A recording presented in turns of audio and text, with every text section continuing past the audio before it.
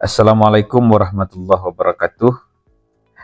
Baik, kepada mahasiswa keseluruhan, hari ini kita masuk pada mata kuliah Graphic Information System pada pertemuan ketiga.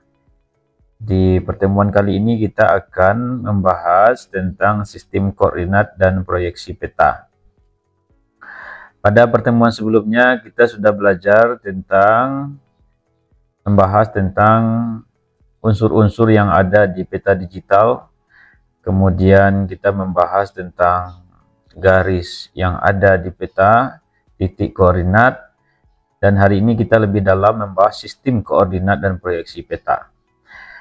Adapun tujuan pembelajaran sesuai dengan sub CPMK dari RPS yang dibagikan itu adalah mahasiswa nanti dapat memahami konsep sistem koordinat geografis dan proyeksi peta, menjelaskan sistem koordinat, menjelaskan jenis-jenis proyeksi peta dan penggunaannya.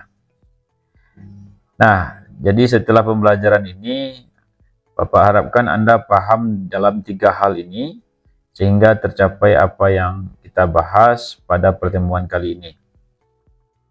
Nah, sekarang silakan disimak, ditonton. Ini adalah refleksi supaya Anda paham. Silakan didengar dan disimak.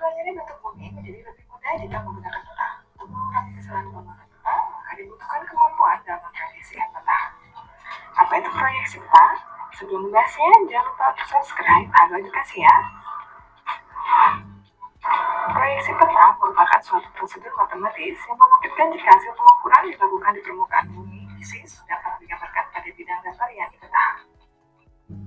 Proyeksi tangent atau proyeksi silakan disimak videonya ini sehingga nanti Anda bisa paham apa itu gambaran dari refleksi peta ini. Nah, sekarang secara teori kita lihat apa itu sistem koordinat. Sistem koordinat itu adalah referensi untuk menentukan posisi titik di muka bumi. Artinya ketika kita berada, kaki kita menginjak bumi, otomatis sekarang kita berada dalam satu titik. Hal ini dibuktikan dalam keseharian kita. Anda yang sering menggunakan transportasi atau taksi online atau menggunakan aplikasi-aplikasi untuk pengiriman yang semuanya basisnya adalah GPS, maka di situ akan otomatis terdeteksi bahwasanya Anda berada di titik tertentu. Nah, titik ini terbentuk karena apa? Maka dijelaskan di sini. Dia digunakan JIS untuk menyimpan dan menganalisis data spesial. Nah, data spesialnya itu adalah latitude dan longitude. Ini yang kita bahas minggu lalu. Ini latitude itu adalah garis bujur, longitude itu adalah garis lintang. Ketika garis bujur dan garis lintang itu bertemu, itulah yang disebut dengan koordinat, titik koordinat.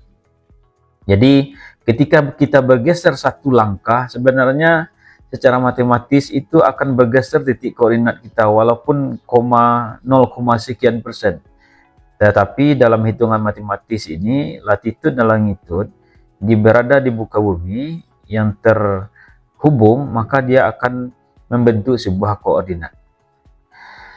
Kita lihat sistem koordinat sekarang ini ada 2 jenis. Ada sistem koordinat, geografik koordinat sistem namanya. Dia menggunakan garis bujur dan garis lintang, satuannya derajat. Di mana bisa kita lihat? Buka saja Google Map, bisa dilihat itu ada garis bujur, garis lintang ya.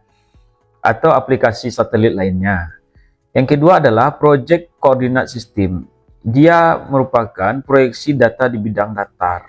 Jadi kalau Google Map itu dikatakan bidang datar juga, cuma visualisasinya sudah dalam bentuk globe ya istilahnya. Nah, ini satuannya kaki. Jadi project koordinat sistem ini kapan kita temukan? Ketika diukur jarak di permukaan dengan ketinggian. Contoh, ketika Anda berada di pesawat, itu ketinggian yang diukur ya. Diproyeksi titik koordinat yang di bumi dengan tinggi pesawat yang terbang. Maka di awak kabin itu menyampaikan kita sekarang berada di ketinggian 3.500 kaki. Nah, ini biasanya dia menggunakan PCS. ya, untuk melihat ketinggian koordinat sebuah sistem. Nah, kalau kita lihat lagi, ya, proyeksi peta itu mengubah permukaan bumi 3D menjadi bidang datar. Ya, bumi ini 3D. Kenapa 3D? Kalau kita lihat dengan kasat mata, gunung, ada lautan, ada sungai, itu dalam konteks 3D dia. Nah, sekarang peta itu kita turunkan dia menjadi sebuah bidang datar. Artinya, tentu kita turunkan, kita ekstraksi nanti gambar yang 3D ini menjadi 2D dia. Maka selalu ada distorsi nanti. Ketika kita berbicara 2D, ada jarak, ada luas, ada bentuk, ada arah. Jadi kalau Anda misalnya Google Map, dia lebih identik menggunakan posisi jarak, bukan luas. Ya, dari titik A ke titik B jaraknya berapa? Ada distorsinya di situ. Kalau luas itu kapan digunakan? Ketika ada proyeksi penggunaan lahan. Misalkan ada hutan lindung sekian hektar, itu luas, ya.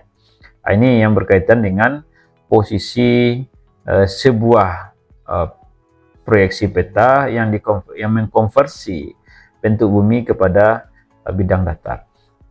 Nah, jenis-jenis peta ini ada beberapa macam, ya. Ada peta silinder, kerucut, proyeksi azimutal, dan kalau kita lihat dari segi visualisasinya, kalau peta silinder itu dia berbentuk globe, tabung ya. Kalau kita posisikan sekarang dia berbentuk tabung. Nah, ya, garis bantunya. Dia cocok untuk navigasi laut, distorsi tinggi kutub, proyeksi mercator. Nah, ini yang kalau kita lihat dari sisi proyeksi silinder. Kalau kita proyeksikan lagi kayak kerucut dan azimutal, maka posisinya seperti ini, ya. Ya, kalau posisi kerucut itu akan nampak garis bujur dan garis lintangnya. Garis lintangnya lebih menengah. Nah, kalau azimutal itu adalah cocok wilayah kutub. Jadi daerah-daerah kutub ini adalah posisi kalau kita proyeksikan seperti azimutal. Nah, ada sistem koordinat umum yang dalam GIS. Makanya nanti Anda setelah ini akan disajikan dengan slide yang berisi tentang narasi video tentang penggunaan aplikasi sistem koordinat. Nah, salah satunya nanti kita akan sering membahas dengan WGS 84 nih, World Geodetic System. Ini adalah datum geodetik global yang digunakan untuk menentukan posisi di muka bumi. Jadi lebih identik menggunakan hal seperti ini, ya. Nah, ada juga UTM, ada TM3 Indonesia. Ini lebih banyak digunakan untuk BPN, ya. Di BPN kita ini sampai sekarang masih bekerja melakukan pendataan-pendataan di wilayah-wilayah Indonesia. Maka kemarin kita dengar isu ada yang mengklaim sebuah pulau segala macam. Kenapa? Belum terdeteksi secara GPS-nya ini wilayah-wilayah tertentu karena begitu luas wilayah Indonesia ini. Nah, ini dia. Silakan nanti Anda simak di video saya ini. Anda akan disodorkan materi tentang pengenalan aplikasi QGIS. Silakan disimak.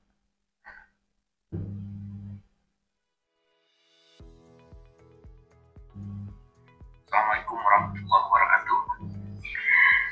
Kali ini kita akan membahas materi terkait dengan sistem informasi geografis. Pada kebetulan kita menginstal view juga ada, ini tool yang digunakan. Kemudian layar, kita akan nanti berbicara dengan layar. Layar itu adalah lapis-lapis. Untuk memperbesarnya silakan di scroll, ya. Memperkecilnya juga di back scroll, bisa menggunakan ini juga. Nah, misalkan kita ingin mencari daerah Indonesia, kita tinggal blok di sini. Ya, maka akan di zoom sesuai dengan daerah Indonesia. Ini adalah peta, di mana peta ini diambil dari satelit, dengan satelit. Nah, misalkan dari peta ini kita ingin zoom lagi daerah Sumatera Barat. Oke, ini bisa diseleksi tergantung dengan kapasitas internet stabil atau tidak. Untuk menggesernya kita bisa menggunakan tool ini. GIS. Nah, nanti dari pemaparan video yang telah Anda simak ini, Bapak berharap Anda melakukan praktek secara mandiri untuk pengenalan aplikasi QGIS ini, dilakukan instalasi, mengoperasikan, dan memahami tool-tool yang ada. Dan minggu depan ini menjadi pokok bahasan kita dan menjadi praktek bagi kita. Jadi ada tugas mandiri, nanti Anda mencoba untuk menginstalasi ya. Nah, oke.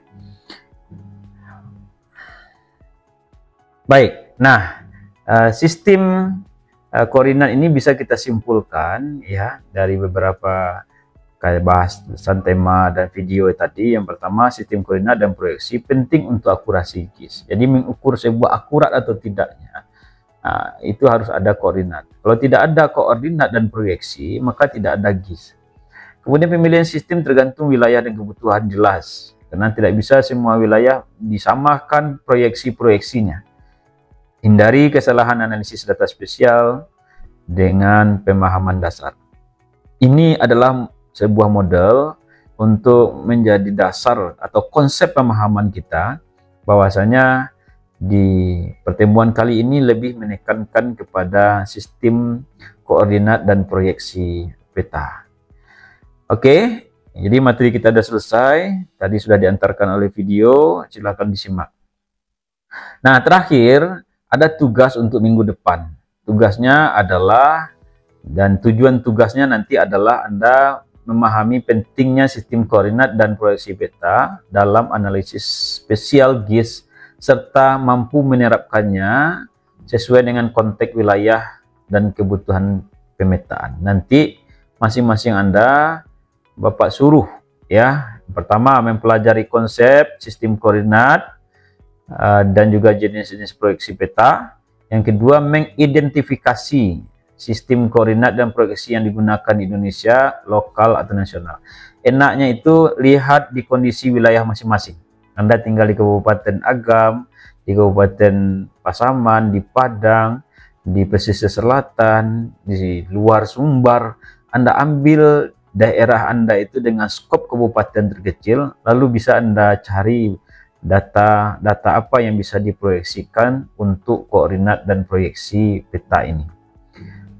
3. Lakukan analisis dari kasus ini. Pilih satu wilayah itu yang dijelaskan tadi. 4. Simulasikan menggunakan aplikasi perangkat GIS. Nah, apa aplikasinya? Ya, QGIS yang ada di video sebelum ini, sehingga nanti Anda bisa memproyeksikan ulang satu layer ke sistem koordinat. Tujuannya adalah melihat perbedaan hasil visualisasi dan ukuran jika menggunakan sistem yang berbeda. Jadi aplikasi untuk GIS ini banyak sekali ya yang bisa kita gunakan tanpa kita merancang ulang gitu ya. Seperti QGIS, ArcGIS atau yang lain-lain. Nah, ini dia. Hasilnya adalah nanti Anda membuat laporan ringkas maksimal 3 halaman yang berisikan penjelasan tentang sistem koordinat, alasan memilih, dokumen simulasinya, di screenshot deskriptif ya. Nanti file GIS-nya dalam bentuk SHP dan QGIS hasil proyeksi ulang. Oke, tetap semangat ya. Jadi di pertemuan minggu depan kita akan mengumpulkan tugas ini di e-kampus. Jadi sistem e-learning kita e-kampus, nanti Anda kumpulkan tugasnya di pertemuan keempat sesuai dengan jadwal yang tertera di kampus. Silakan login, akses kapan jadwal terakhir supaya Anda tidak terlambat. Dan minggu depan kita masuk kepada materi tentang pemanfaatan atau penggunaan aplikasi QGIS dalam proses pengolahan data GIS yang akan kita bahas di minggu depan. Itu saja barangkali pertemuan kita di sesi ini. Semoga Anda paham dan tentu terus belajar agar apa yang kita bahas dan kita capai di setiap pertemuan itu sesuai dengan RPS bisa terwujud hendaknya. Terima kasih, semoga bermanfaat. Assalamualaikum warahmatullahi wabarakatuh.